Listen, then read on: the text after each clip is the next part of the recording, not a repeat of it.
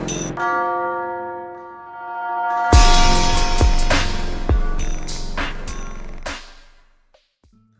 दोस्तों, फिर से आप सभी का स्वागत है मेरे यूट्यूब चैनल पर। तो दोस्तों, मेरा आज का नया टॉपिक है Beretta group. Beretta group homeopathy के अंदर एक इम्पोर्टेंट ग्रुप है। इसके पेशेंट्स की पर्सनालिटी जो रहती है वो अलग ही रहती है, या यूँ कहे कि वो तुरंत ही पहचान में आ जाता है। अगर इसकी मेडिसिन देखें तो baryta acetica, baryta carbonica, baryta iodata, baryta muriatica, baryta sulph, baryta arsenic और बेरेटा फॉस्फोरिका। पूरा जो बेरेटा ग्रुप है उसको सिर्फ 3 ही अलग अलग टॉपिक में समझा जा सकता है। अगर इसमें पहला टॉपिक देखें तो कॉन्स्टिट्यूशन, यानी कि सारे जो बेरेटा ग्रुप के पेशेंट रहते हैं वो मेंटली और फिजिकली, मतलब दिमाग से और फिजिकली यानी शरीर के अंदर देखें तो ड्वार्फिज्म, यानी कि शरीर से वो बौना या छोटा कद का रहता है और साथ साथ दिमाग भी उसका कम रहता है, यानी कि नहीं बढ़ता। कुछ भी ठंडा खाने से उनको एग्रावेशन हो जाता है, या तो फिर कहे तो इनकी तकलीफ बढ़ जाती है। इसके अंदर देखें तो पेशेंट जनरली चिली है, क्योंकि ठंडे से उसको एग्रावेशन हो जाता है। छोटे बच्चों में देखें तो बहुत तो उनका जो डेवलपमेंट है वो पुअर रहता है, यानी कि वो मेंटली और फिजिकली कुछ भी सीखना हो तो वो लेट सीखते हैं। जैसे बोलना लेट चालू करता है बच्चा, डल रहता है, चलना लेट चालू करता है और मतलब डरा डरा रहता है। उनको ये बेरेटा ग्रुप की जो मेडिसिन है वो अच्छे से सूट करती है। जनरली पेशेंट में कोल्ड की वजह से रिकरेंट टॉन्सिलाइटिस या तो फिर रिकरेंट सुपुरेशन ऑफ टॉन्सिलाइटिस और प्रोस्टेटिक हाइपरट्रोफी, यानी कि प्रोस्टेट का बढ़ जाना, ये प्रॉब्लम होती रहती है। मतलब क्या रहता है कि सेल्स की ग्रोथ होना चालू हो जाती है। इसकी वजह से इसका जो मियाजम है वो साइकोटिक है और दूसरा मियाजम इसका सिफिलिटिक है, यानी कि इसमें अल्सर भी पाया जाता है इसोफेगस में, और अल्सर पूरा डिस्ट्रक्टिव है, इसलिए इसका मियाजम भी सिफिलिस कवर करता है। ये तो था पहला टॉपिक। अब दूसरे टॉपिक की बात करें तो दूसरा टॉपिक में है मेंटल सिम्टम।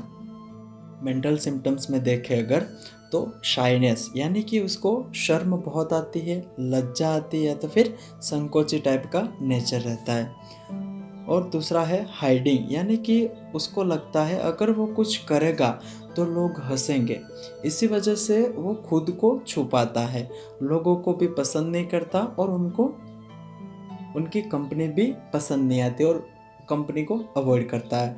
इवन छोटे बच्चों में भी ऐसा होता है कि वो खुद को फर्नीचर के पीछे छुपा लेते हैं, और वो जो बच्चे रहते हैं वो अगर थोड़े बड़े हो जाते हैं तो थोड़े बड़े होने के बाद वो खुद को रूम में बंद कर लेते हैं। उनको स्ट्रेंजर्स और लोगों को भीड़ से डर लगता है। और दूसरा जो सिम्टम है वो है स्मॉल, फ्यूटाइल और बैकवर्ड, मतलब वो सोचते हैं कि सब लोग हंसेंगे क्योंकि वो कुछ भी काम ठीक से नहीं कर सकते।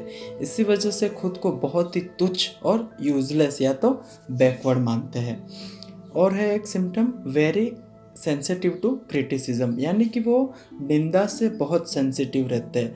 मतलब उनको अगर कोई उनके बारे में बात करे पीछे से तो उनको पसंद नहीं आता। उनकी जो मेमोरी रहती है वो बहुत ही वीक रहती है और वो कहीं भी ध्यान नहीं लगा सकते, परसीव नहीं कर पाते। तो ये तो था फ्रेंड्स मेंटल सिम्टम या तो दूसरा टॉपिक। अगर हम तीसरे टॉपिक की बात करें तो तीसरा और आखिरी टॉपिक है फिजिकल सिम्टम। तो उसमें एक इम्पोर्टेंट सिम्टम है वीकनेस, यानी कि पेशेंट फिजिकली वीक रहता है और मेंटली भी वो वीक ही रहता है। उसका जो ग्रोथ है वो ड्वार्फिश, यानी कि बौना रहता है पेशेंट, मतलब उसके जो बॉडी का पार्ट है वो भी छोटे छोटे रहते हैं, स्मॉल इन साइज रहते हैं। और उनका जो ग्लैंड्स है वो स्वॉलन रहती है, ग्लैंड्स के अंदर इन्फ्लामेशन पाए जाते हैं और न्यू फॉर्मेशन भी पाया जाता है, और कभी कभी उनके अंदर कैंसर की भी हिस्ट्री मिलती है। टॉन्सिल्स की बात करें तो उनके टॉन्सिल या तो फिर ग्लैंड्स, इनके अंदर इन्फ्लामेशन मिलता है, क्विंसी यानी कि पेरिटोन्सिलर एब्सिस भी मिलता है, और सुपुरेटिव यानी कि पस फॉर्मेशन भी हो जाता है कभी। Constriction of heart and vessel, यानी कि ब्लड वेसल के अंदर कॉन्स्ट्रिक्शन की वजह से उनको ब्लड प्रेशर बढ़ता है, यानी कि हाइपरटेंशन की प्रॉब्लम रहती है और आर्टरी में प्रेशर बढ़ने की वजह से उनको एंजाइना, एथेरोस्क्लेरोसिस, आर्टेरियोस्क्लेरोसिस जैसी बीमारियां भी होती है। उसके अंदर बेराइटा बहुत ही यूज़फुल मेडिसिन है। अगर उसकी डिज़ायर के बारे में बात करें कि उनको क्या पसंद है, तो स्वीट उनकी डिज़ायर है और एवर्जन मतलब क्या उसको ना पसंद है, तो इन जनरल में उनको फूड नहीं पसंद है, यानी कि खाना पसंद नहीं है, और फ्रूट्स उनको नहीं पसंद है। और अगर इनके मोडालिटीज़ के बारे में बात करें तो उसमें एग्रावेशन यानी कि कंप्लेंट कब बढ़ जाती है, तो वो अगर कंप्लेंट्स के बारे में सोचते हैं, अगर थिंकिंग अबाउट कंप्लेंट, तो उनकी प्रॉब्लम और बढ़ जाती है। और जिलीनेस यानी कि जनरल में कोल्ड एयर, मेंटल एग्जर्शन और कंपनी की वजह से उनकी प्रॉब्लम और बढ़ जाती है। अगर इसके एमिलोरेशन की बात करें, यानी कि उनको रिलीफ किन से मिलता है, तो ओपन एयर से, अलोन यानी कि अकेले रहने से उसको आराम मिलता है, और रेस्ट करने से उसको आराम मिलता है। तो दोस्तों ये था पूरा बेराइटा ग्रुप। तो दोस्तों कमेंट करके बताना कैसा लगा वीडियो।